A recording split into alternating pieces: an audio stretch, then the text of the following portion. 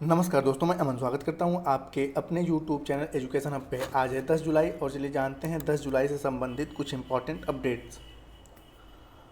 आज का पहला विषय है, हाल ही में स्नैक आइलैंड खबरों में देखा गया था। यह निम्नलिखित में से किस में स्थित है? ऑप्शन है काला सागर, भूमध्य सागर, बाल्टिक सागर या कैस्पियन सागर। तो आपका सही आंसर होता है ए, काला सागर में स्नैक आइलैंड देखा गया।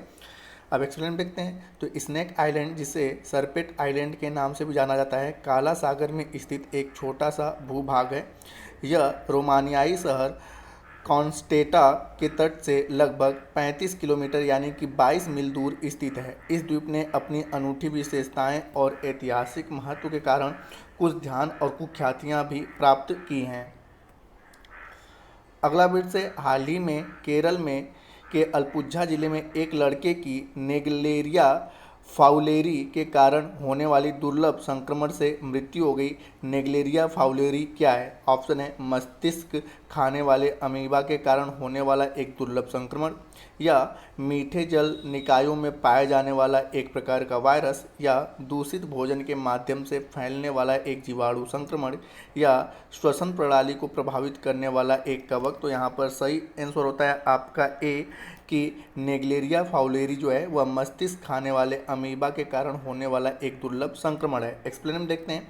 तो नेग्लेरिया फाउलेरी एक प्रकार का मुक्त जीवित अमीबा है जो एक दुर्लभ लेकिन गंभीर संक्रमण का कारण बन सकता है, जिसे प्राथमिक अमीबिकीय मेनिंगो एन्सेफेलाइटिस के रूप में जाना जाता है। इसे आमतौर पर दिमाग खाने वाला अमीबा कहा जाता है, क्योंकि यह नाक के माध्यम से मानव शरीर में प्रवेश कर सकता है और मस्तिष्क तक पहुंच सकता है, जिससे मस्तिष्क के ऊतकों में सूजन और विनाश हो सकता है। अगला क्वेश्चन है आपका, मो जंगल जामी योजना के संबंध में निम्नलिखित में से कौन से कथनों पर विचार कीजिए।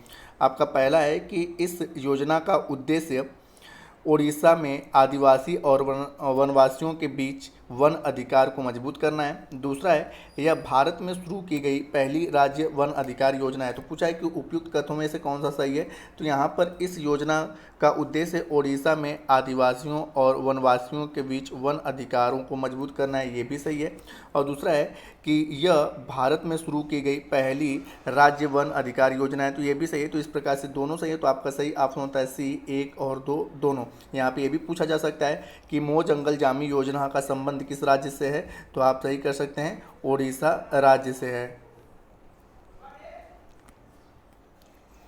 तो यहाँ पे इसके बारे में देखते हैं कि मो जंगल जामी योजना भारत में ओडिशा सरकार द्वारा राज्य में आदिवासियों और वनवासियों के बीच वन अधिकारों को मजबूत करने के लिए शुरू की गई एक योजना है। मो जंगल जामी योजना ओडिशा सरकार द्वारा राज्य में आदिवासी और वनवासियों के बीच वन अधिकारों को मजबूत करने के लिए शुरू की गई एक योजना है, अतः कथन एक सही है। ओडिशा केंद्र सरकार द्वारा प्रस्तावित व्यक्तिगत अधिकारों के अलावा सामुदायिक वन अधिकारों को मान्यता देने वाला भारत का पहला राज्य बन गया है, अतः दूसरा कथन भी सही है। अगला है आपका, स्वाहिली के महत्व और सांस्कृतिक महत्व को स्वीकार करने के लिए 7 जुलाई को विश्व स्वाहिली भाषा दिवस मनाया जाता है। इस भाषा के संदर्भ में निम्नलिखित कथनों पर विचार कीजिए। ऑप्शन है आपका, स्वाहिली अफ्रीकी संघ की आधिकारिक भाषा है। और दूसरा है, आकाशवाणी का बाह्य सेवा प्रभाग मई 1943 से दैनिक स्वाहिली भाषा सेवा प्रसारित कर रहा है। पूछा है कि दोनों उपयुक्त में से कौन सा सही है। तो पहला भी सही है कि स्वाहिली अफ्रीकी संघ की आधिकारिक भाषा है, और यहाँ पे कि आकाशवाणी द्वारा बाह्य सेवा प्रभाग मई 1943 से दैनिक स्वाहिली भाषा सेवा प्रसारित कर रहा है, तो ये भी सही है। तो इस प्रकार से आपका सही ऑप्शन होता है सी, 1 और 2 दोनों सही हैं। एक्सप्लेन में देखते हैं। तो स्वाहिली, जिसे कि स्वाहिली भी कहा जाता है, अफ्रीकी संघ की आधिकारिक भाषाओं में से एक है। इसे पूर्वी अफ्रीका के कई हिस्सों में एक सामान्य भाषा के रूप में मान्यता प्राप्त है। केन्या, तंजानिया, युगांडा, रवांडा तथा कांगो लोकतांत्रिक गणराज्य जैसे देशों में दूसरी भाषा के रूप में व्यापक रूप में बोली जाती है, अतः कथन एक सही है। आकाशवाणी भारत का राष्ट्रीय सार्वजनिक रेडियो प्रसारक मई 1943 से दैनिक स्वाहिली भाषा सेवा प्रसारित कर रहा है। यह सेवा स्वाहिली भाषी दर्शकों को पूरा करने और भारत और स्वाहिली अफ्रीकी देशों के बीच सांस्कृतिक आदान प्रदान को बढ़ावा देने के लिए स्थापित की गई है, अतः कथन दूसरा भी सही है। आज का अंतिम प्रश्न है, चंद्रयान-3 मिशन के संबंध में निम्नलिखित कथनों पर विचार कीजिए। पहला है कि यह चंद्रमा की सतह पर सुरक्षित लैंडिंग और घूमने एंड टू एंड क्षमता प्रदर्शित करने के लिए चंद्रयान-2 का अनुवर्तित मिशन है।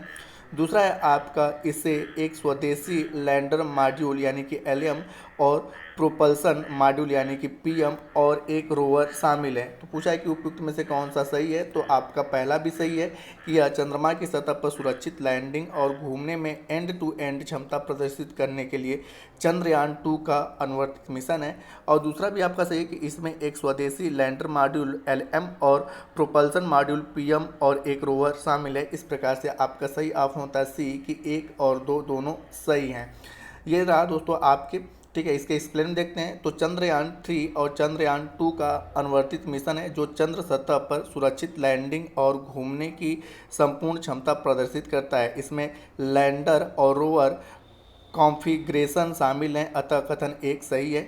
चंद्रयान-3 में एक स्वदेशी लैंडर मॉड्यूल एलएम और एक प्रोपल्सन मॉड्यूल पीएम और एक रोवर शामिल है, जिसका उद्देश्य अंतर्ग्रही मिशनों के लिए आवश्यक नई प्रौद्योगिकी को विकसित करना और प्रदर्शित करना है। तो अतः कथन 2 भी सही है। तो ये रहे दोस्तों आज के करंट अफेयर्स के अपडेट। अब समय पिछले सेशन में पूछे गए क्वेश्चन का आंसर देने का। तो पिछले सेशन में आपसे पूछा गया था कि हाल ही में किस राज्य या केंद्र शासित प्रदेश में नशीली दवाओं के खतरों पर नकेल कसने के लिए ऑपरेशन कवच शुरू किया गया। तो जिसका सही उत्तर था दिल्ली। तो जिन्होंने भी सही उत्तर दिया उनके लिए बधाई। अब समय है आज के प्रश्न का। आज का प्रश्न है कि हाल ही में स्नेक आइलैंड खबरों में देखा गया, निम्नलिखित में से किसमें यह स्थित है। ऑप्शन है काला सागर, भूमध्य सागर, बाल्टिक सागर या कैस्पियन सागर। तो आप इसका आंसर हमें कमेंट बॉक्स में दे सकते हैं। आपके कमेंट का हमें इंतजार रहेगा। तो दोस्तों वीडियो पसंद आए तो वीडियो को लाइक करें, कमेंट करें तथा अपने दोस्तों के साथ शेयर करें। और चैनल पर नए हैं तो चैनल को सब्सक्राइब अवश्य करें तथा इस पीडीएफ को प्राप्त करने के लिए आप हमारे टेलीग्राम से जुड़ सकते हैं, जिसका लिंक वीडियो के डिस्क्रिप्शन में दिया हुआ है। तो वीडियो के अंत तक बने रहने के लिए धन्यवाद। मिलते हैं जल्दी नेक्स्ट वीडियो में।